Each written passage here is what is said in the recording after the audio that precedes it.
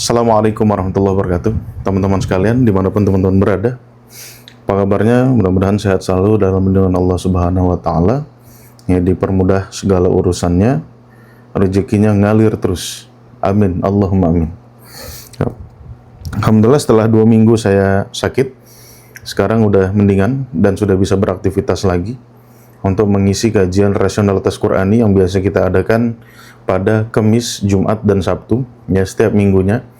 Jadi kalau teman-teman semalam mengikuti kelas bahasa Arab itu Senin, Selasa, Rabu, jamnya 7:30. Nah, kalau kajian Quran, Kamis, Jumat, Sabtu, jam 5 pagi waktu Indonesia Barat. Jadi teman-teman yang berada di Indonesia Timur atau Indonesia Tengah silakan menyesuaikan. Gitu.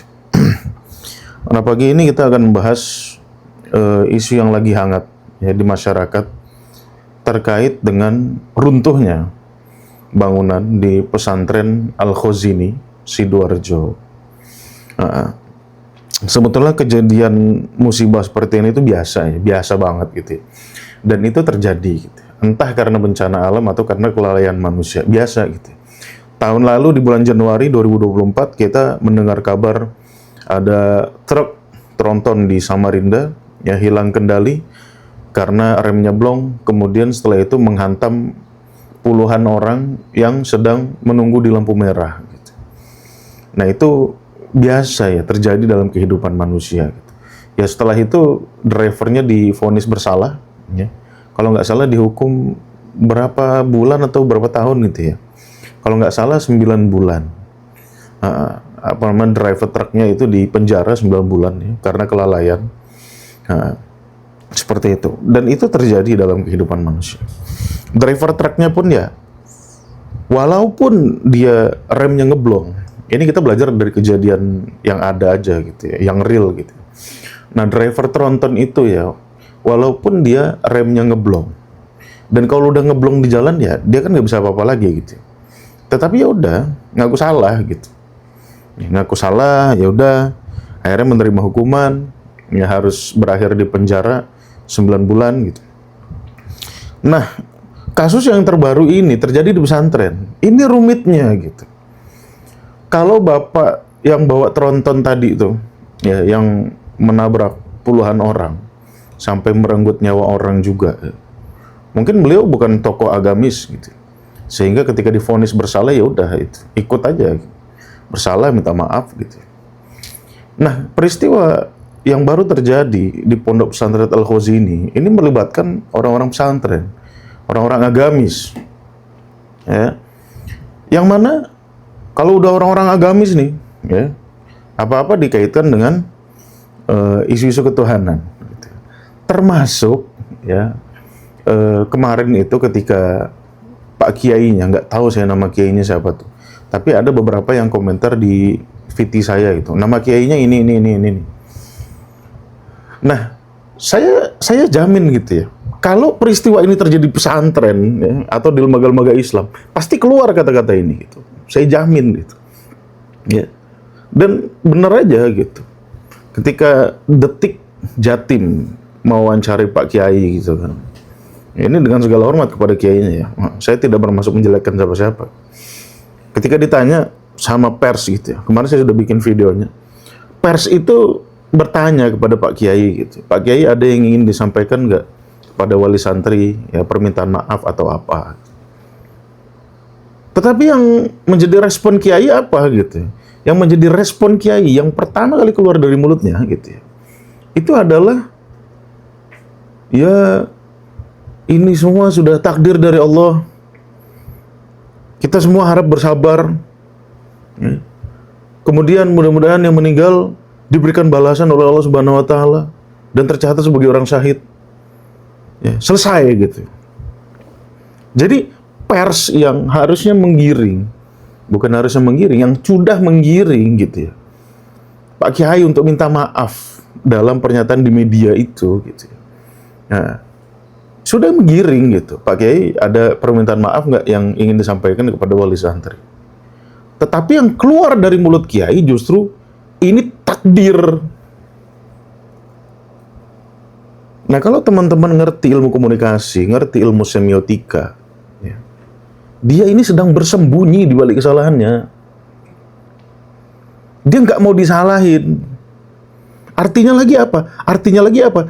Dia paham, dia sadar dia salah gitu. Itu artinya tuh, secara semiotik begitu. Tapi karena netizen banyak yang nggak ngerti cara komunikasi, banyak yang nggak ngerti semiotika, datanglah pembelaan-pembelaan. Oh itu kayaknya tertekan begini. Ya jelas tertekan. Justru karena tertekan itu, apa yang kita statementkan di pers, apa yang kita rilis, press release yang kita keluarkan, itu harus terencana, terstruktur. Biar nggak asal ngomong gitu.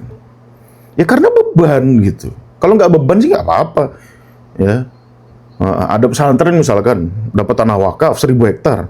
Ya itu pers wawancara nggak usah persiapan gitu. Ya alhamdulillah kita dapat tanah 1.000 hektar wakaf dari ini, mudah-mudahan ya kan Allah membalas kebaikannya deh. Ya, oke, fine gitu. Tetapi kalau ada musibah seperti ini, ya jelas harus dirancang. Ya, namanya pers dari rilis itu harus dirancang. Nggak bisa enggak. Ya. Nah, kita bisa aja ngomong, ya tapi kan gini, ya nggak ada tapi. Namanya pers itu nggak bisa enggak. Salah kita bikin statement, salah orang menilai kita. Ya. Nah, ketika kemarin pers bertanya kepada Pak Kiai, gitu ya, ada nggak permintaan maaf pada wali santri? Gitu. Tetapi Kiai malah memilih untuk menyatakan bahwasannya ini takdir dari Allah, semua harus terima, gitu. Ya itu namanya sudah bersembunyi. Ya, itu namanya keterlaluan. Ya. Nah, itu namanya sudah bersembunyi. Saya masih ingat ketika Pak Sutri yang punya anak 11 atau 12 yang ditanya sama Kang Deddy Mulyadi, kenapa anakmu banyak gitu? Kondisi finansialmu nggak cukup. Ya, bahasa lugasnya kayak gitulah Kang Deddy nyampaikan. Tapi Pak Sutri itu ngomong apa? Ya, kita punya anak 11-12 ini dikasih sama Allah. Saya di situ kan kita bertanya-tanya ya, dikasih Allah tuh maksudnya apa, Pak? Gitu. Malaikat datang bawa bayi ketok rumah Bapak gitu. Maksudnya apa gitu? Saya dikasih anak 11 sama Allah. Ya kan? Lagi-lagi statement yang serupa kita temukan. Ya, satu dari Pak Sutri yang punya anak 11, ya, yang secara kondisi finansial sangat mengkhawatirkan, tetapi berani punya anak 11. Satu lagi ketika Pak Kiai, bangunan pesantrennya runtuh, memakan korban 67 orang, 104 orang selamat tapi luka-luka, kemudian ada beberapa bagian body parts gitu ya. Kita mendeteksi ada nuansa statement yang sama gitu. Ini salah Tuhan, bukan salahku gitu. Itu statement secara semiotik yang ingin dia sampaikan tuh itu gitu. Disitulah saya marah sampai saya bikin konten. Andai kata ya Pak Sutri yang punya anak 12 itu, atau Pak Kiai nggak ngucap takdir atau nyalahin Tuhan atas kesalahan yang dia buat, ya mungkin netizen nggak akan semarah ini gitu. Teman-teman boleh lihat video terakhir saya, berapa banyak orang yang menghujat. Yang nggak menghujat mungkin 1-2% aja. Saya ingin bertanya benar gitu ya, kepada umat Islam nih. Ketika Pak Yai bilang itu sudah takdir, ya, apakah maksudnya Pak Yai itu malam-malam duduk, lagi munajat sama Allah, kemudian Pak Kiai dapat wahyu, kau bikin bangunan, tapi nggak usah kau bikin serius-serius, asal-asalan aja bangunannya gitu. Apakah yang dimaksud takdir Tuhan itu seperti itu? Tuhan nyuruh malaikat Jibril, ya, nyampaikan wahyu, sampaikan kepada kiai itu, ya kan? Kau bikin bangunan aja, asal-asalan nggak apa-apa. Apakah maksud takdir Tuhan itu gitu? Saya sampai bertanya-tanya, kok dia bisa mengeluarkan statement takdir Tuhan? Begitukah? Soalnya, kalau Pak Yai betul-betul mengucapkan itu, ini sudah takdir Tuhan, ini sudah ketetapan Tuhan, maka ya secara semiotik atau secara tidak langsung dia menyampaikan bahwasannya aku dapat wahyu dari Tuhan, Jibril datang kepadaku, aku suruh bikin bangunan, kacau balau aja nggak apa-apa gitu. Itukah maksudnya takdir Tuhan tuh? Atau seperti Pak Sutri yang punya anak 11, ya, dia bikin statement ini dikasih Tuhan. Maksudnya apakah malaikat Jibril datang bawa bayi ketok rumahnya, "Assalamualaikum Pak, ini ada bayi titipan dari Tuhan, kau dikasih sama Tuhan untuk ngurus bayi itu." Apakah seperti itu maksudnya? Sekali lagi ya, bedakan antara otonomi kita sama otonomi Tuhan. Pak Sutri punya anak 11, itu kan hasil hubungan biologis yang dia lakukan atas kehendak pribadi dia, gitu loh. Kok bisa-bisanya ngatasnamakan Tuhan? Kalau dia nggak berhubungan biologis, saya bisa jamin demi Tuhan, demi Allah, dia nggak akan punya anak. Ayo. Kalau Pak Sutri, anak 11, yang kondisi finansialnya memprihatinkan, ya, dia tidak melakukan hubungan biologis, ya, sampai 1000 tahun dia nggak akan punya anak. Saya jamin. Demi Allah saya jamin. Artinya apa? Artinya dia punya anak 11 itu karena dia berhubungan biologis atas dasar kehendak pribadi dia, gitu. Kok bisa-bisanya dia bilang dikasih Tuhan, gitu. Enak lambe ya nyalahin Tuhan, gitu. Untuk sesuatu yang kita inisiasi sendiri, untuk sesuatu yang kita jalankan atas kehendak pribadi kita, gitu. Ya. Dan berapa banyak umat Islam, ya? Anda 300 orang, Anda menyaksikan berapa banyak umat Islam yang bersembunyi di balik kata-kata takdir. Terlepas dari 2 kasus major ini yang disorot media. Kasus di pesantren, kasus Pak Sutri, anak 11. Terlepas dari 2 kasus ini, berapa banyak? Ayo, akui. Berapa banyak umat Islam bersembunyi di balik kata-kata takdir untuk kesalahan yang dia buat. Apalagi kesalahan itu sampai merugikan orang, sampai merenggut nyawa, memakan korban jiwa. Anda punya pengalaman pribadi? Saya punya. Dikit-dikit takdir, dikit-dikit takdir. Sama dengan Pak Kiai ini, gitu loh. Dengan segala hormat ya, dengan segala hormat kepada Kiai. Saya santri. Ya, saya menghormati Kiai, sangat menghormati Kiai. Ya. Tetapi ketika Pak Kiai bikin bangunan, ini kan inisiasi dia, gitu loh. Inisiasi pesantren, oke, bangunan kita kurang. Santri kita nambah, maka kita harus tambah bangunan. Itu kan inisiatif dia. Ya. Pertambahan bangunan itu karena ada alasan sebab akibat, alasan yang rasional di situ. Oke, santri kita nambah, kita harus nambah bangunan. Itu inisiatif, itu kebutuhan dari pihak pesantren. Bukan Allah turun ngasih wahyu, kau bangun bangunan itu. Bukan itu. Ya. Itu tuh pihak pesantren butuh pembangunan, ya kan? Untuk apa? Untuk mengakomodir jumlah santrinya, untuk mengakomodir fasilitas pembelajaran. Oleh karena itu merupakan inisiasi dari dirinya sendiri atau dari pihak pesantren, gitu. Ya harusnya pesantren mempertimbangkan. Kita butuh bangunan berapa lantai, ya kan? Maka konstruksi seperti apa yang harus kita rancang? Dan kemarin, ya, ulama-ulama arsitek sudah membahas bagaimana nggak layaknya bangunan pesantren di Pondok Pesantren Al-Ghazini itu. Nggak layak, tidak memenuhi standar keselamatan. Ya, mulai dari pasak, fondasi yang sebetulnya hanya diperuntukkan untuk 1 lantai, kok bisa dibuat sampai 3 lantai, kok bisa pinggirannya menjorok ke jalan, gitu. Di atas dari fondasi-fondasi yang di bawahnya. Ini kelalaian. Ya. Dan kalau kita lihat, ya, kalau kita lihat kasus serupa misalkan, ya. Nah, kalau kita lihat kasus serupa, misalkan proyek-proyek pemerintah bangun ngaspal jalan, ya, tiba-tiba aspalnya belum ada sebulan udah rusak, gitu. Itu kan di situ kita langsung suuzon, ini dananya dikorupsi. Ya. Kalau jalanan itu digarap dengan betul, gitu ya, pasti nggak mungkin sebulan hancur. Nggak ada orang bikin planning jalanan, dah kita aspal aja, yang penting tahan 1 bulan. Nggak ada. Ya, ketahanan tuh minimal setahun, kalau enggak sampai 5 tahun. Atau bahkan yang menargetkan 50 tahun seperti itu. Ya. Nah, di sini kan harusnya pihak pesantren merancang bangunan yang layak. Nggak harus mewah, yang penting layak. Memenuhi standar keselamatan. Itu kewajiban dari pesantren. Karena dia harus mengakomodir jumlah santrinya. Ya. Kalau dia tidak mampu untuk membuat bangunan, ya udah. Apa yang penerimaan mahasiswa pelajar baru PPDB ya?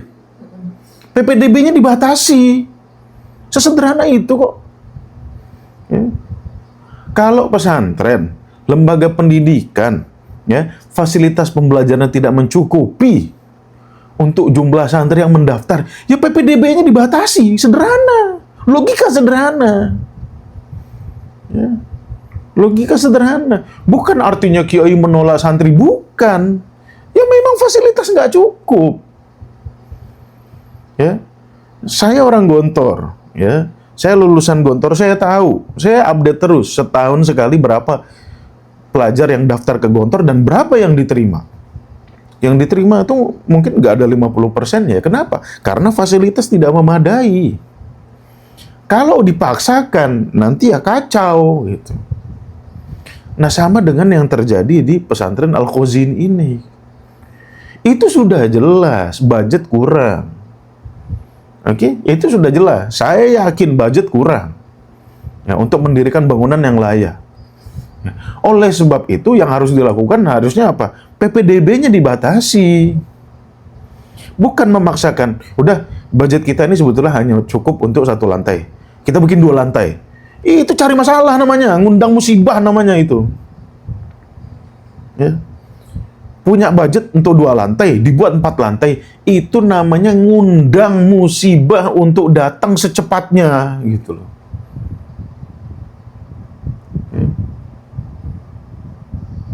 Ini yang jadi permasalahan. Mungkin netizen ada yang nggak tahu juga ya, bagaimana kronologi bangunan itu runtuh. Bangunannya nggak layak, bukan karena bangunan kokoh, ya, tiba-tiba gempa 10 magnitudo gitu, terus runtuh. Enggak, bukan itu sebabnya. Ya. Nggak ada gempa ketika bangunan itu runtuh. Ya, nggak ada gempa. Itu tuh murni bangunan tidak layak, tidak memenuhi standar keselamatan. Kemudian ketika dilakukan pengecoran untuk lantai atas, ya, itu saya dengar kabar ketika itu lagi diadakan pengecoran lantai atas, ambrol. Nah, ketika pengecoran lantai atas itulah ambrol, gini. EPA. Ya. Kalau fondasi-fondasi di bawahnya kuat, yang di atasnya mau dicor, ya nggak ada masalah harusnya. Jangan nyalahin ngecor di atas, tiba-tiba bawah ambrol, itu karena ngecornya. Ya kalian bikin fondasinya loh, kacau. Saya bukan ingin mengcompare pondok mana dengan pondok mana ya. Tapi kalau teman-teman ada yang pernah datang ke Gontor, Gontor tuh bangunan 2 lantai aja betonnya gede-gede. Sekedar untuk bangunan 2 lantai. Gontor tuh, ya Gontor dalam hal ini ya, bukan karena saya alumni Gontor ya. Dalam hal pembangunan, Gontor tuh menurut saya uswatun hasanah. Ya, walaupun kemarin ada kejadian ambruknya kamar mandi di Gontor berapa? Magelang. Gontor 5 ya sekarang. Gontor 5, ya ada kamar mandi ambruk. Itu karena struktur tanah. Ya, kalau struktur tanah gimana gitu ya. Kita nggak bisa prediksi. Jepang pun begitu, jalanan ambrol karena bawahnya longgar gitu. Ya itu pergeseran tanah. Ya itu gimana kita antisipasinya, kan nggak bisa. Gitu. Tetapi apa yang terjadi di pesantren Al-Khazini itu jelas karena kelalaian. Nggak ada gempa, nggak ada pergeseran struktur tanah. Tiba-tiba ambrol. Ya. Itu karena kelalaian. Nah, kelalaian ini ingin ditutupi dengan kata-kata takdir, ini loh yang jadi masalah tuh ya. Sekarang kita masuk ke pembahasan inti ya tentang akidah-akidah takdir ini ya. Oke. Umat Islam, tolong jangan bikin akidah yang sekuler, bukan sekuler, sirkuler. Sekarang gini, masalah takdir nih ya. Oke, apa sih definisi takdir gitu ya? Ya. Takdir itu termasuk rukun iman keenam, ya. Yang mana sebetulnya di Quran nggak ada itu rukun iman keenam. Itu rukun iman itu cuma 5 di Quran gitu. Nah kita tambahin. Masa Islam disusupi? Jangan kepedean kalian. Ya. Kita maksudnya ya, bukan kalian. Jangan kepedean kita. Kita menganggap karena ajaran Islam itu terbaik, kemudian tidak mungkin bisa disusupi. Mungkin sekali ajaran Islam itu disusupi. Qurannya nggak mungkin disusupi. Hadis itu lo banyak disusupi. Ya. Perkataan ulama itu lo banyak disusupi. Ya hati-hati kalian. Kalau perkataan ulama oke, kadang-kadang disematkan ke orang. Ya. Hadis itu lo banyak disusupi. Makanya ulama dari zaman baheula itu, ya dari zaman dulu tuh sibuk memfilter hadis. Karena hadis banyak disusupi. Kenapa? Karena untuk menyusupi Al-Quran nggak mungkin. Terlalu mutawatir Quran. Ya, terlalu redundant untuk disusupi Al-Quran tuh. Akhirnya apa? Yang disusupi hadis, termasuk rukun iman ini. Rukun iman tuh nggak ada juntrungannya sama Al-Quran. Rukun iman ke-6 tuh, iman kepada qadar, baik dan buruknya, itu nggak ada juntrungannya ke Quran. Putus di hadis dia. Ya, yang mana kita sudah belajar berkali-kali bahwasannya hadis itu belum tentu kata Nabi. Hadis itu belum tentu kata Nabi.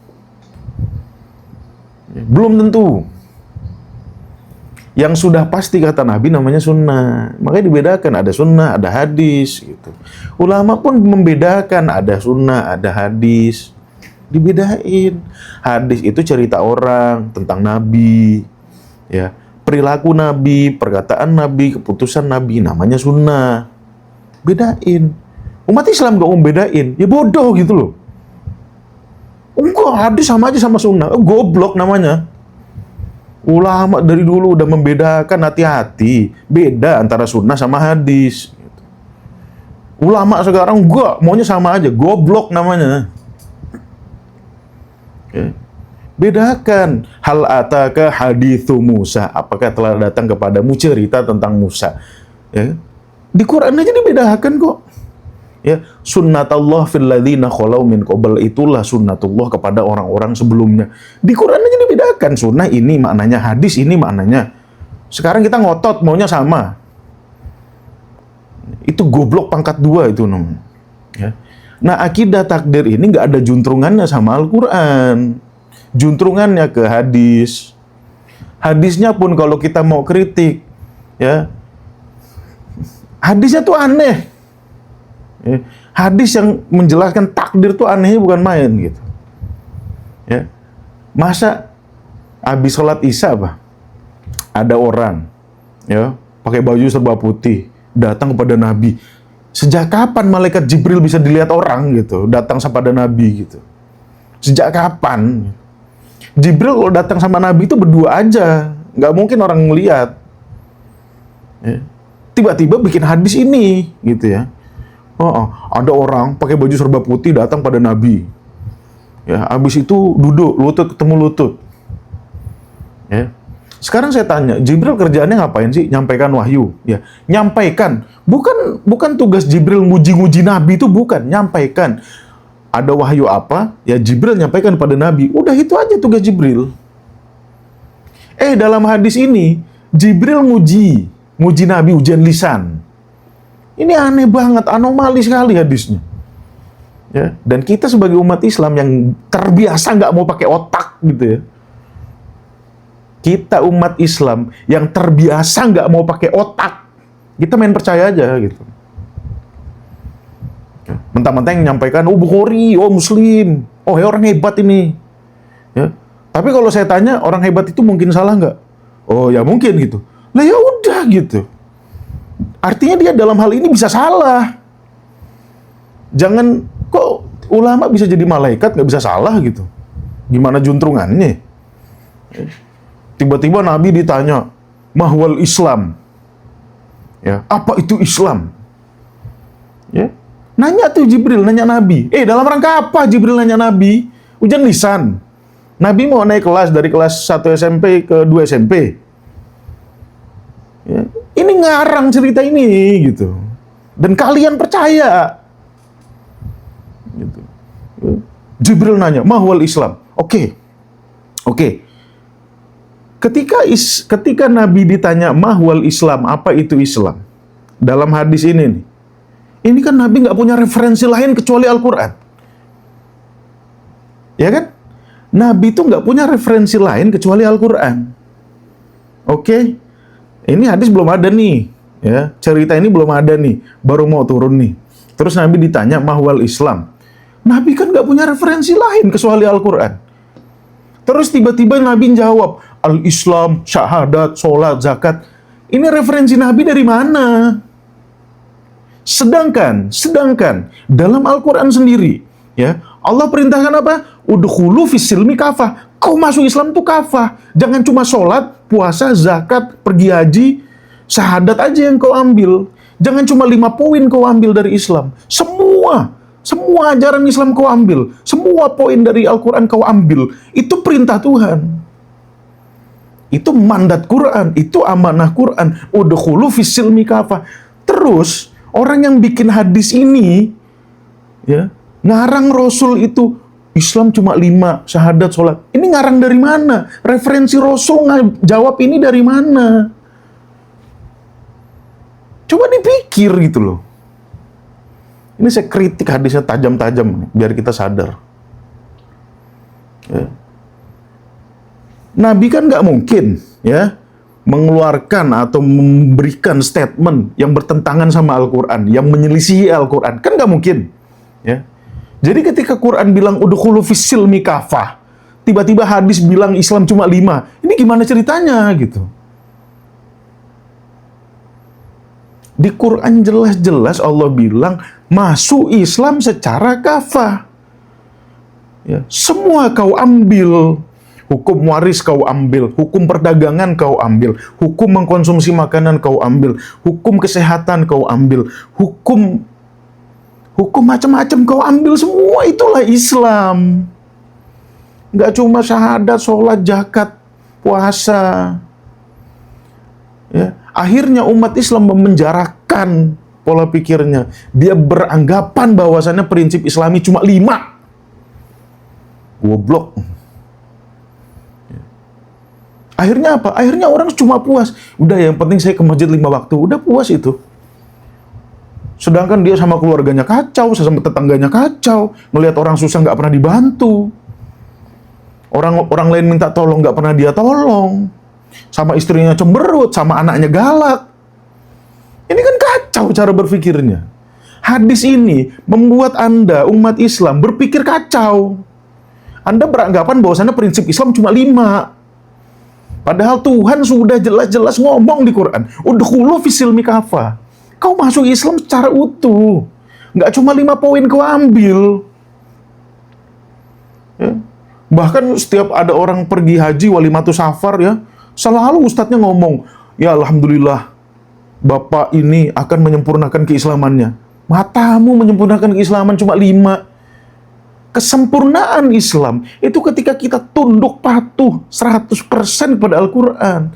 Ketika kita mengambil seluruh poin-poin Al-Quran sebagai prinsip hidup kita. Itu baru kesempurnaan Islam. Nggak cuma 5 poin kau ambil. Jadi Rasul jawab 5 poin ini rujukannya apa. Dan kita percaya dengan goblok-gobloknya gitu. Dengan bodoh-bodohnya kita percaya. Ya, ini permasalahan hadis tentang takdir ini loh. Habis itu Jibril nanya lagi, mahwal iman, apa itu iman? Terus Nabi jawab, ya, oke, 5 poin di awal, ya, rukun iman. Ada 5 nih. Ya, ada 6 ya. 5 poinnya nih ada di Quran.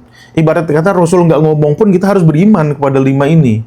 Pada Allah, ya, malaikatnya, Rasulnya, kitabnya, dan yaumil akhir. Itu ada, eksplisit di Quran ada. Itu saya bisa tunjukin kepada Anda ayatnya. Surat An-Nisa ayat 136. Ya, wa man yakfur billah wa malaikatihi wa kutubihi wa rusulihi wal yaumil akhir. Nah, itu 5 poin tuh. Ada di Quran. Ya. Surat An-Nisa ayat 136. Ya, 5 poin aja disebutkan tuh. Coba, ya ayyuhalladzina amanu aminu billah, berimanlah kepada Allah dan kitab alladzi nazzala ala rasulihi wal kitab alladzi anzala min qabl Wa man yakfur billah, yang kufur kepada Allah, malaikatnya, kitabnya, rasulnya, ya, dan hari akhir, faqad dhalla dhalalan ba'ida. Mana kodok kodar takdir ini nggak ada. Buka Quran dari cover sampai belakang, nggak ada. Nggak ada. Jadi dari mana datangnya redaksi hadis? Jadi redaksi hadisnya tuh terakhirnya gini. Watu minabil qadar, dan kalian percaya kepada qadar, khairihi wa syarrihi, baik dan buruknya qadar kalian harus percaya. Inilah yang menjadi akidah umat Islam. Ya, artinya apa? Umat Islam ya punya satu rukun iman yang mana apapun yang terjadi dalam hidup kita semuanya sudah ditetapkan sama Allah. Ini akidah umat Islam. Atau lebih spesifiknya lagi, akidahnya Aswaja Ahlussunnah wal Jamaah. Ya, itu jadi akidahnya Aswaja. Nah, Aswaja nih, si Sunni nih, ya, mengkritik akidah Jabariyah. Apa esensi dari akidah Jabariyah? Jabariyah adalah kaum fatalis, menganggap semuanya sudah ditentukan Allah, kita nggak bisa berbuat apa-apa. Lu, apa bedamu, Aswaja, sama Jabariyah apa bedamu? Kalau kau menganggap semua sudah ditentukan Allah, apa beda kau sama Jabariyah yang kau kritik itu? Gitu. Sama-sama aja.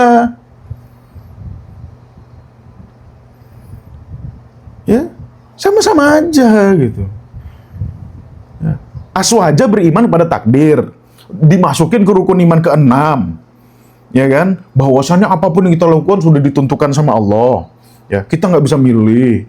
Nasibku mau jadi dokter kah, mau jadi tukang gali kubur kah, mau buka warung pop ice kah, sudah nggak bisa milih. Itu sudah ditakdirkan sama Allah. Lo bedamu sama Jabariyah apa? Sama aja.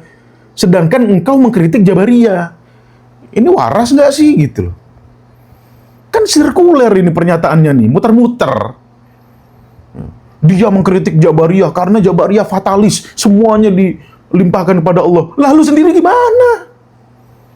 Ya, lu sendiri percaya semuanya sudah ditetapkan sama Allah. Lah kan sama-sama Jabariyahnya. Terus ngapain lu kritik Jabariyah? Masuk aja sono ke Jabariyah gitu. Aneh Sunni ini. Dan dia nggak merasa kelompok. Anehnya Aswaja tuh nggak merasa dirinya kelompok. Kau tuh sama-sama aja, sama-sama kelompoknya. Sama-sama kayak Syiah, sama-sama kayak Khawarij, sama-sama kayak Qadariyah. Kelompok juga loh. Jangan ngaku bukan kelompok, itu Sunni aja. Dan mirisnya tuh umat Islam tuh ya, yang sekian banyak kelompok-kelompok alirannya tuh, nggak ada yang menamakan dirinya Ahlul Quran gitu. Memang gila umat Islam. Prinsip utama itu Ahlul Quran ya. Tetapi kelompok mayoritas yang menamakan dirinya apa? Ahlus Sunnah. Ya, which is mereka sebetulnya Ahlul Hadis, bukan Ahlus Sunnah. Yang mereka ikuti itu semua tuh sampai titik nadir tuh hadis, bukan sunnah. Nggak mau mereka pilih-pilih hadis. Semua kita telan sampai titik nadir. Ya. Dan nggak ada kelompok umat Islam itu menamakan dirinya Ahlul Quran tuh. Memang kacau gitu. Ya. Mulainya dari Ahlus Sunnah wal Jamaah, dan itu bangga. Semua ustadz-ustadz nasional bangga kalau udah bergelar Aswaja itu. Emang gila gitu.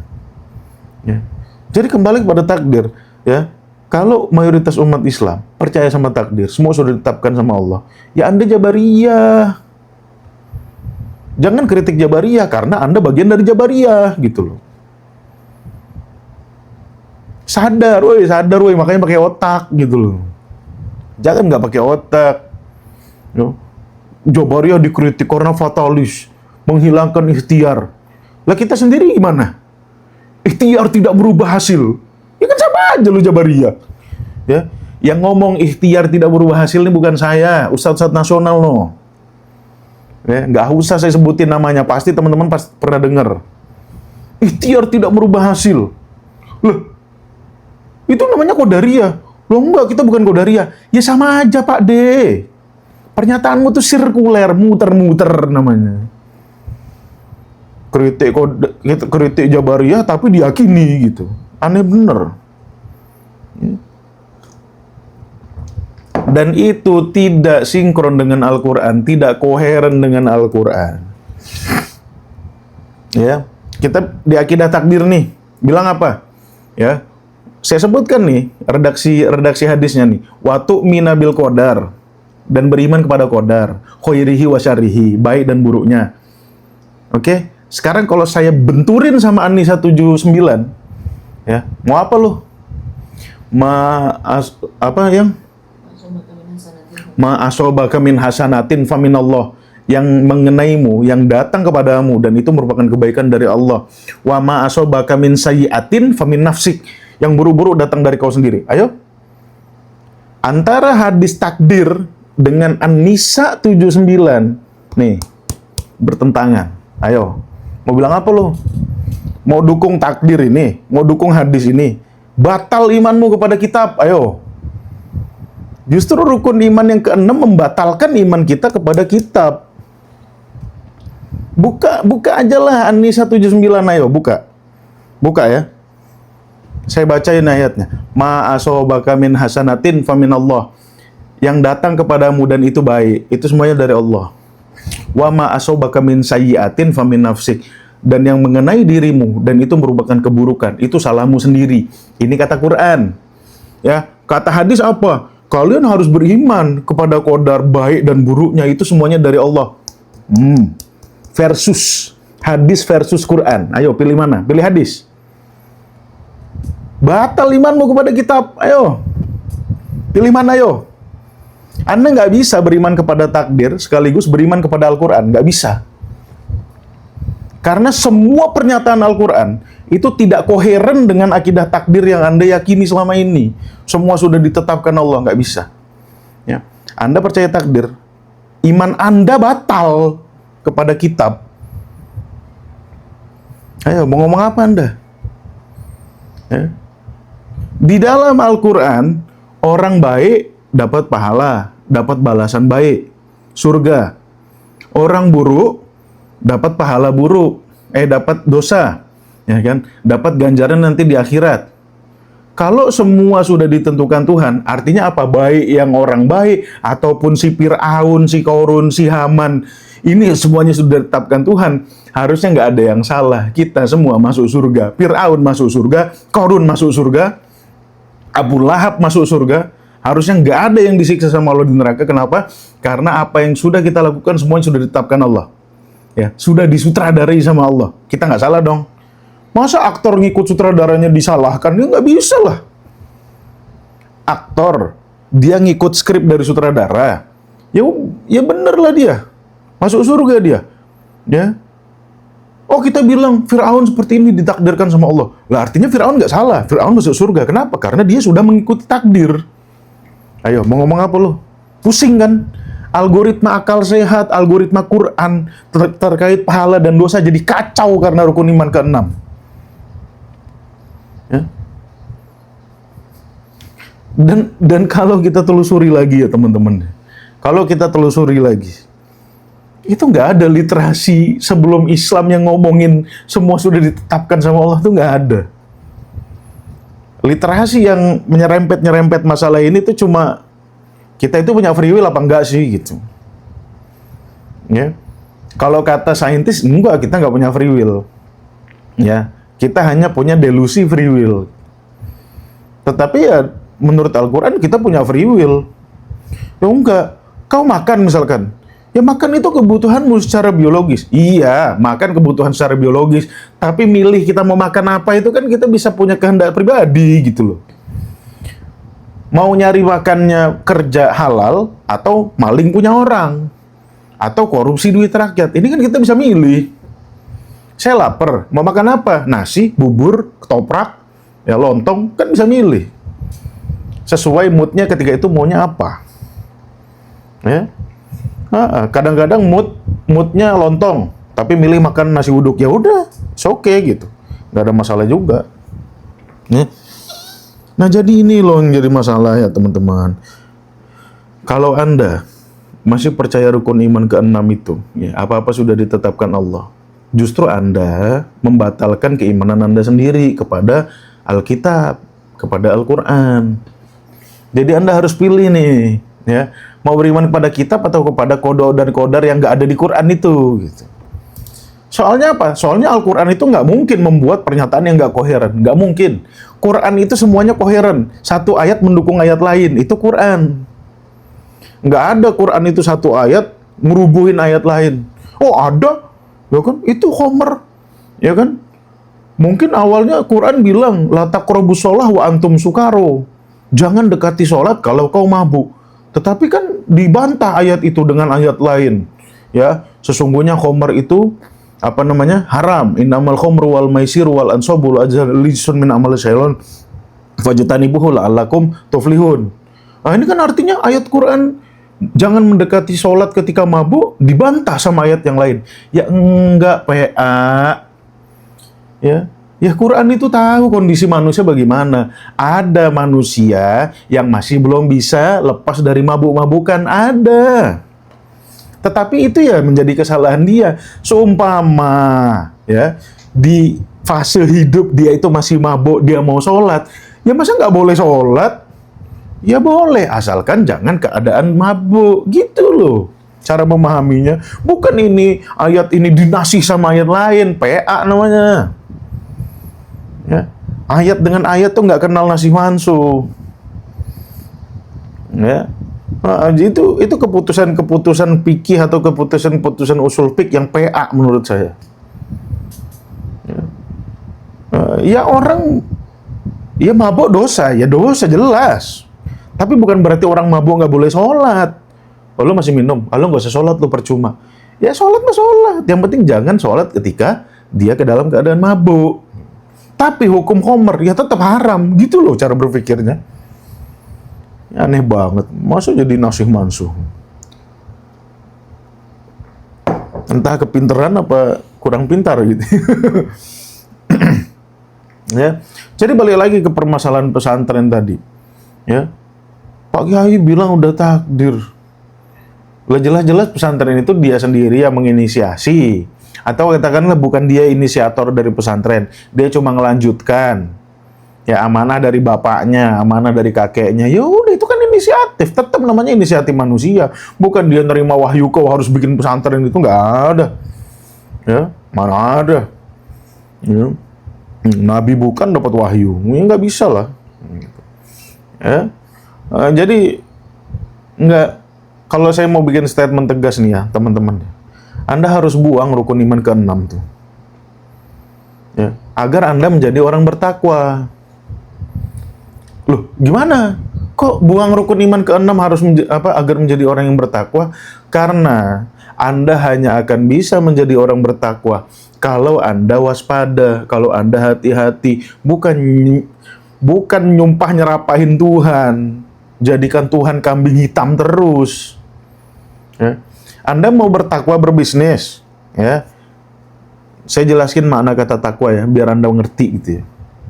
Takwa itu berasal dari kata wakoyaki. Wakoyaki itu artinya menyelamatkan. Oke, wakoyaki, menyelamatkan. Menyelamatkannya itu dalam konteks kalau saya punya penyakit gula, saya jangan minum minuman manis. Itu namanya takwa. Ya, itu konteks menyelamatkan dalam makna takwa. Ya. Ketika Allah nyuruh kita bertakwa, artinya apa? Allah menyuruh kita untuk menjauhkan, untuk menghindari, untuk membuang, untuk mengeliminir segala sesuatu yang dapat membuat kita gagal. Itu loh makna takwa. Takwa itu bukan sholat, puasa, haji, bukan. Yaitu takwa, tapi dalam konteks kepatuhan kepada Allah. Gitu. Tetapi dalam konteks kehidupan sosial, kehidupan kita bermasyarakat, kehidupan kita di dunia sebab akibat ini, ya, takwa itu artinya kita mengeliminir, kita membuang jauh-jauh apa yang membuat kita gagal. Nah, dalam konteks bangunan pesantren yang ngambrol ini, jelas kiainya, pengurusnya, yayasannya tidak bertakwa. Ya. Jelas itu, mereka itu bukan orang-orang yang bertakwa. Dalam konteks bangunan ambrol ya. Ya, saya harus dengan tegas membuat statement bahwasanya kiainya, yayasannya dan sebagainya itu tidak termasuk orang bertakwa. Mereka nggak hati-hati. Mereka tidak mengeliminir sebab-sebab yang membuat mereka gagal, yang membuat bangunan itu ambrol. Ya. Tidak bertakwa mereka.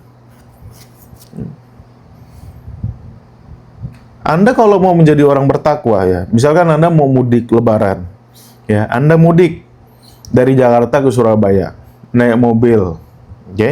Kalau Anda orang bertakwa, Anda akan ngecek air radiator gimana, ya, kondisi mesin gimana, oli udah diganti belum, ban-ban dicek masih prima atau enggak, udah gundul atau belum, ya, kenyamanan di dalam AC-nya oke apa enggak, ya, bensinnya tersedia atau enggak, ya, perlu berapa kali ngisi, di mana ngisinya nanti. Sebelum masuk tol yang jaraknya 400 km itu perlu diisi berapa banyak biar nggak mogok nanti di tengah tol.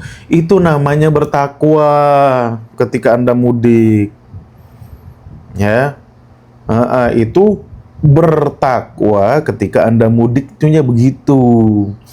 Ya, selama perjalanan Anda jangan ngantuk, cukup istirahat. Ya, atau Anda merancang jadwalnya. Drive 5 jam atau 6 jam, habis itu istirahat, tidur setengah jam. Itu namanya bertakwa. Jadi Allah perintahkan kita untuk bertakwa itu sifatnya universal. Ya. Atau buka surat yang membahas tentang hutang. Ya ayyuhalladzina amanu idza tadayantum bidainin musamma ila ajalin musamma faktubuhu. Ya. Surat Al-Baqarah ayat 282, surat yang paling panjang sendiri itu, satu ayat satu lembar sendiri, ya. Itu kan Allah menyuruh kita bagaimana kita kalau mau berhutang tuh, ya, uktub, tentukan syarat dan ketentuannya gimana, syarat dan ketentuan hutang ini gimana, ya. Kemudian setelah Allah menjelaskan panjang lebar itu, Allah ngajarin kita, ini loh ketentuan-ketentuan yang harus kau perhitungkan ketika membuat utang, ya. Kemudian ayatnya ditutup dengan apa? Wattaqullah wa yu'allimukumullah. Kalian bertakwa kepada Allah. Jadi bertakwa kepada Allah dalam berutang adalah dengan menentukan syarat dan ketentuannya. Itu namanya takwa. Dengan kita bertakwa, berhati-hati dalam menyusun syarat dan ketentuan utang, ya, dengan itu Allah mengajarkan kita. Jadi pembelajaran yang Allah berikan kepada kita tergantung kita. Kita mau belajar apa enggak, gitu loh. Bukan tiba-tiba diam-diam dapat wahyu. Nabi bukan dapat wahyu. Ya. Ya. Itu yang Allah maksud dengan wattaqullah wa yu'allimukumullah. Kalian mau pintar fotografi, ya pegang kamera. Jangan pegang tasbih. Mau pintar main badminton, ya pegang raket, jangan pegang tasbih, nggak ada hubungannya. Ya. Mau pintar mengemudi, ya pegang mobil, jangan pegang tasbih, nggak ada hubungannya. Ya, nggak ada Tuhan bilang kau berzikirlah biar kau bisa mengemudikan mobil dengan lancar, nggak ada. Mau bisa nerbangkan pesawat, ya belajar sono jadi pilot. Itu namanya bertakwa. Bukan mau jadi pilot pegang tasbih, ngapain? Gak ada hubungannya, gak ada gunanya. Ya, pegang tasbih itu ya untuk kau mengingat Allah, bukan untuk kau bisa mengemudikan pesawat. Gitu. Waras sedikit apa sih kalau berpikir tuh? Kadang berpikirnya nggak waras. Ya, nggak waras, bertentangan sama Al-Quran, tapi ngaku-ngaku Qurani, ngaku-ngaku paling Islam. Apa nggak dicemooh malaikat hidup kita? Ngaku sih paling Islami, tetapi semua statementnya bertentangan sama Al-Quran. Dah. Ya, itu namanya bertakwa. Nah, Pak Yai ini, ya sama pihak pesantren ini, kalau memang betul-betul mereka itu orang bertakwa, nggak akan mereka bikin bangunan yang pada akhirnya runtuh dan memakan korban. Itu kalau mereka bertakwa. Ya. Nah, kemarin saya bikin konten tentang wali santri. Ya, wali santrinya sama BNPB malah ngamuk-ngamuk, sama tim SAR malah ngamuk-ngamuk. Ya, saya ngeliat videonya tuh sama Bu Tri Risma hari ini. Ya, Bu Tri Risma hari ini harus turun gunung ngebelain BNPB sama tim SAR. Ya, ngasih tahu wali-wali santrinya. Pak, Bu, evakuasi bangunan runtuh gini memang mau pelan-pelan, mau identifikasi dulu titiknya di mana, mau identifikasi dulu yang tertimpa tuh kondisinya gimana. Harus pelan-pelan. Ini enggak, maunya buru-buru, memong. Akhirnya adu bacot sama Bu Tri Risma hari ini. Bu Tri Risma hari ini sampai marah-marah. Pak, Bu, tim SAR BNPB ini sekolah, ya. Mereka tuh orang-orang sekolah. Mereka itu orang-orang terdidik, terlatih untuk menanggulangi bencana seperti ini. Nggak bisa mereka tiba-tiba langsung gerakin alat berat, jubret. Ya nanti orang-orang yang kegempet nggak tahu kita di mana. Ya, tiba-tiba kita angkat, taunya malah badannya terpisah, ya malah kelapanya putus. Ini kacau nanti. Makanya tim BNPB, tim SAR harus pelan-pelan identifikasi dulu titik-titiknya di mana. Ya, ini malah ngamuk-ngamuk ke BNPB sama tim SAR. Tim SAR sama BNPB itu mau menyelamatkan anakmu. Atau kalau sudah meninggal dunia, ya mau ditarik jenazahnya gitu. Malah diamuk. Ya. Tapi sama pihak pesantrennya malah permisif sekali. Ya kita nggak apa-apa, kita udah ikhlas. Kita hanya mengharapkan ridho dan keberkahan. Keberkahan gundulmu, anakmu meninggal kok keberkahan. Ya, suatu tempat yang diberkahi itu mampu ya memberikan kehidupan, mampu menjaga kestabilan kehidupan. Itu tempat yang diberkahi. Ya, kalau tempat itu ambrol, merenggut nyawa anakmu, itu nggak berkah namanya. Gimana sih? Ya. Orang tempat ambrol bangunannya minta keberkahan. Dari mana keberkahannya? Ya, saya udah jelaskan makna berkah berkali-kali. Berkah, kata barokah itu maknanya sesuatu yang menjaga kestabilan kehidupan. Air nih berkah. Kenapa? Karena tanpa air makhluk hidup musnah, binasa, punah makhluk hidup. Kalau nggak ada air, oksigen, ini berkah. Nggak ada oksigen, ya. 10 menit hilang semua manusia di muka bumi kalau oksigen hilang. Ya, itu namanya berkah. Mekah kenapa dikatakan tempat yang diberkahi sesuai surat Ali Imran ayat 96 tuh ya.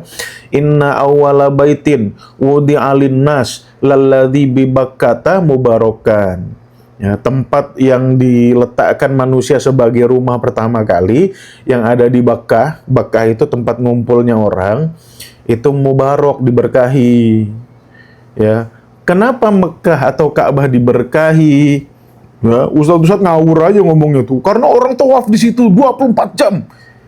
Gak ada hubungannya sama orang tawaf tempat berkah itu. Ya. Kenapa Mekah atau Ka'bah, sekitaran Ka'bah itu diberkahi? Karena ada sumur Zam-Zam. Sumur Zam-Zam inilah yang memungkinkan orang untuk bermukim di situ, hidup di situ. Ya karena manusia butuh air. Ya, untuk mandi, untuk minum, untuk mencuci, ya dan lain sebagainya. Ya manusia butuh air. Kalau nggak ada sumber air, manusia nggak bisa hidup. Makanya di gurun nggak ada orang hidup. Ya.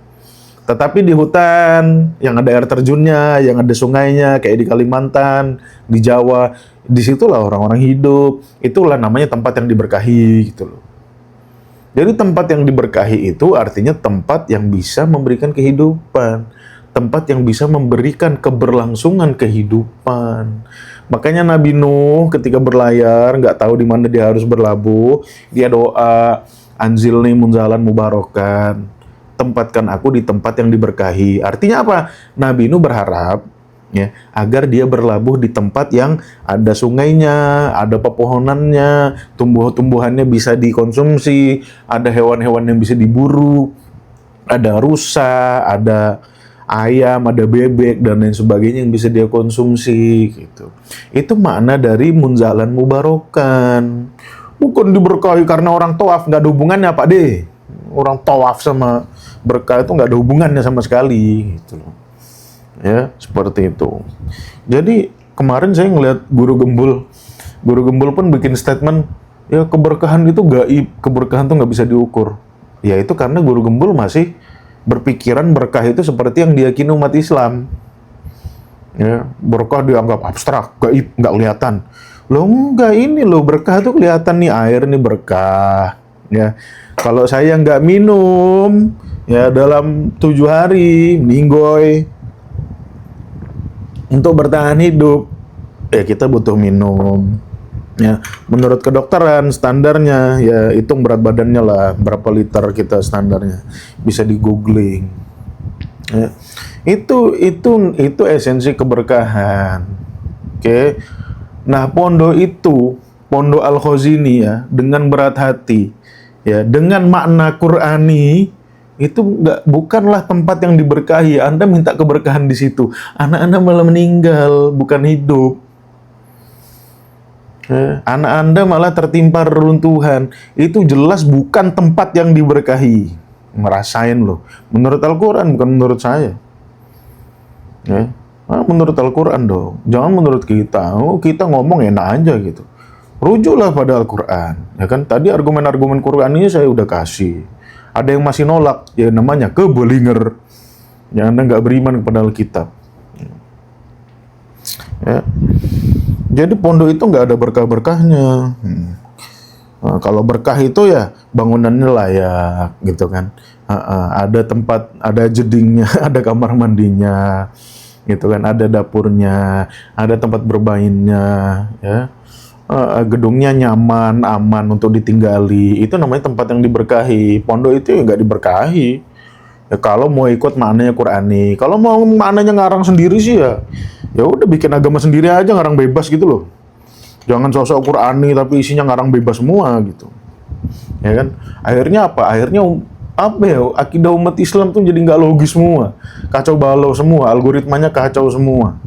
Ya, antara satu akidah sama akidah yang lain versus bertentangan. Akhirnya kacau.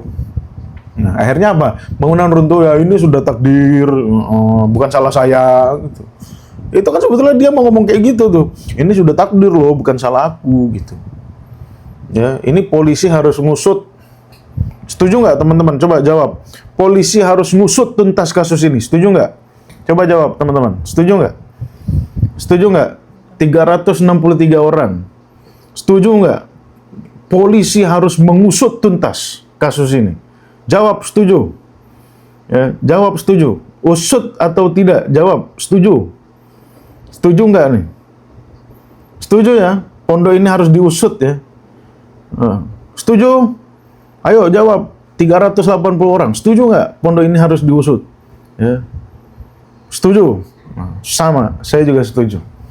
Biar apa? Biar pondok-pondok yang lain nggak sembarangan. Biar kita mengambil pelajaran. Mengambil pelajaran itu namanya amanah Quran. Ya, setuju, mantap. Gas, sip. Ya, harus diusut itu sebagai pembelajaran. Oh iya, Quran itu banyak informasi agar kita mengambil pelajaran. Maka pondok itu harus diusut. Siarkan di pers, berapa hukumannya, siapa pihak-pihak yang lalai. Pihak pondoknya kah, pihak pemborongnya kah, pihak kontraktornya kah, yang harus diusut. Hukum, ya bawa ke ranah hukum, kasih hukuman yang setimpal. Biar tidak terulang lagi, ya kan? Nah, kalau sudah dikasih hukuman tersebar di seluruh Indonesia, pondok-pondok lain pengen bikin bangunan yang kacau balau, ya itu harus ditindak juga. Mereka akan mikir-mikir, dan itu akan jadi standar hukum. Mudah-mudahan di Indonesia ada standarisasi pesantren lah. Ya, coba saya pengen tanya dari teman-teman nih, 350 orang nih. Ada nggak di daerahnya pondok-pondok yang hidup segan mati tak mau? Ada nggak? Coba sesuai pengalaman teman-teman aja nih, ya. Ada nggak di dekat rumah teman-teman pondok-pondok yang hidup segan mati tak mau? Ada nggak? Oh banyak, banyak. Ya, malah mati gitu. Banyak ya, pondoknya hidup segan mati tak mau, kiainya nggak ada, bangunannya nggak ada. Banyak ya, banyak ya. Ini perlu distandarisasi. Kita kan nggak mau ya lembaga pendidikan Islam terkenal gembel, ya, hidup segan mati tak mau, kiainya nggak pernah di pesantren, ya. Ya kan kita nggak mau gitu ya. Ya lembaga pendidikan Islam harus bonafit, harus bagus. Ya minimal kiainya bertanggung jawab. Saya dapat komentar kemarin tuh, malah katanya kiainya nggak pernah bisa di pesantren. Nah, terus ngapain kiai bikin pesantren itu kalau nggak pernah di pesantren? Ya, jadi ladang cari duit aja gitu. Ya, cari duit boleh, cuman Anda harus menyediakan layanan pendidikan yang prima, yang optimal gitu. Ya. Dan apa ya? Sekarang itu memang pemerintah tuh harus turun lah, ya. Pesantren di sweeping, ustadz-ustadz di sweeping. Masa ustadz-ustadz kayak Mama Gufron masih tetap aja dapat mimbar, bisa ngomong bahasa semut, bahasa Suryani. Ya, saya punya pengalaman. Di sini ada orang Malaysia nggak? Ada orang Malaysia nggak? Kamu mondok nggak bang? 12 tahun saya mondok, kenyang saya mondok. Ada orang Malaysia nggak di sini? Coba, ada orang Malaysia nggak di sini? Malaysia, ada ke tak ada nih? Iya saya, Ustadz Cabul. Orang Malaysia ya, saya ada pengalaman sedikit. Tahun 2006, ada seorang pengerusi SABK, Sekolah Agama Bantuan Kerajaan di Pulau Pinang. Dia cerita sama saya, ya kan? Dia kata tahun 2006 di Pulau Pinang ada sweeping. Pondok-pondok yang hidup segan mati tak mau ini kena sweeping. Daripada 200 lebih pesantren, ya daripada 200 lebih pondok tuh, ya kena sweeping sisa 16. Kalau di Indonesia 200 di sweeping ya, yang dihapus 300. Nah, itu di Malaysia loh. Jadi saya kan pernah mimpin pondok juga di Malaysia, di Pulau Pinang gitu ya. Nah, itu mau bikin standar bangunannya aja susah banget gitu. Ya harus ngubungin damkar, harus ngubungin macam-macam lah. Gitu ya, seperti itu. Nah, di Indonesia itu suka-suka aja gitu bikin pondok tuh ya. Nah, kalau nggak punya dana mau bikin pondok, nih bikin kajian online kayak saya ini gratis. Ya. Bikin kelas-kelas TikTok aja gratis gitu. Ya, Oke, itu ya teman-teman kajian kita pagi hari ini. Jadi saya sangat berharap agar pihak yang berwenang, ya polisi, jaksa, tolong usut, jangan dibiarin.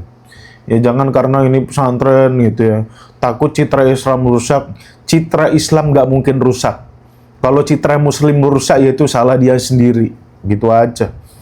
Ya, citra Islam tidak akan rusak. Yang rusak citra Muslim, yaitu karena perilakunya sendiri. Itu jadi ya kita berharap lah polisi dan jaksa bisa mengusut sehingga memberikan pelajaran bagi pondok-pondok pesantren yang lain, dan saya harap ada controlling gitu terhadap pondok-pondok pesantren itu. Ya kan mau bagaimanapun mereka mengelola anak bangsa loh, mereka mendidik anak bangsa gitu kan. Kalau di sekolah negeri semuanya dipantau, ada quality control apa segala macam, ya swasta juga layak untuk diadakan yang seperti itu. Kenapa ya? Karena dia berdiri di atas tanah dan air Indonesia. Gitu. Oke, itu aja teman-teman, udah jam 6:10 ya. Jadi saya kira pembahasan tentang pesantren ambrol ini kita akhiri di sini. Dan kemarin saya dengar katanya udah selesai evakuasinya tuh. Yaitu terakhir itu orang korban meninggal 67 orang. Ya, kemudian 104 orang selamat. Tetapi nggak tahu ya, ada 13 body part gitu, ada 13 bagian tubuh yang terpisah. Kalau yang terpisahnya ini dari orang yang sudah meninggal sih ya lebih mending ya daripada orang masih hidup body partnya terpisah gitu ya. Ya mudah-mudahan yang masih bisa sempat disambung, tapi kalau udah nggak sempat ya udahlah. Mudah-mudahan dia bersabar dengan kelumpuhannya atau kecacatannya seperti itu. Oke, jadi itu ya teman-teman, akidah tentang takdir ini saya berharap udahlah lupakan aja. Ya, karena bertentangan ya, antara satu poin dengan poin lain gitu, antara hadis dengan Al-Quran gitu. Nah ketika hadis bertentangan sama Al-Quran, yang dibuang hadisnya, masa yang dibuang Qurannya sih, yang nggak mungkin lah gitu. Oke, itu aja teman-teman, mudah-mudahan teman-teman sehat selalu dimanapun teman-teman berada ya. Mohon maaf juga 2 minggu yang lalu saya sakit, saya baru sembuh hari ini, bukan hari ini, udah dari Senin kemarin gitu. Cuman 2 minggu kemarin saya sakit gitu ya. Dan insya Allah kita ya seperti biasa jadwal kita live Kamis, Jumat, Sabtu jam 5 pagi. Jadi bagi teman-teman yang belum follow silahkan follow ya. Saya insya Allah hadir dengan kajian rasionalitas Qurani. Kita berusaha beragama dengan logis, dengan rasionalitas. Dan itulah amanat Quran gitu ya. Kita suruh mikirkan sama Al-Quran. Ya artinya apa? Artinya apapun akidah yang kita hasilkan atau akidah yang kita pegang itu ya harus logis, harus rasional, harus sejalan sama akal sehat. Gitu. Oke, itu aja. Makasih banyak teman-teman yang udah give. Ya, makasih banyak teman-teman yang udah nyimak juga. Mudah-mudahan yang udah give tadi diberikan kelapangan rezeki oleh Allah Subhanahu wa taala, diberikan kemudahan dalam mencari rezeki banyak lagi sehingga bisa traktir saya kopi lebih banyak lagi. Amin. Wabillahi taufiq wal hidayah. Assalamualaikum warahmatullahi wabarakatuh. Ketemu lagi besok jam 5 pagi.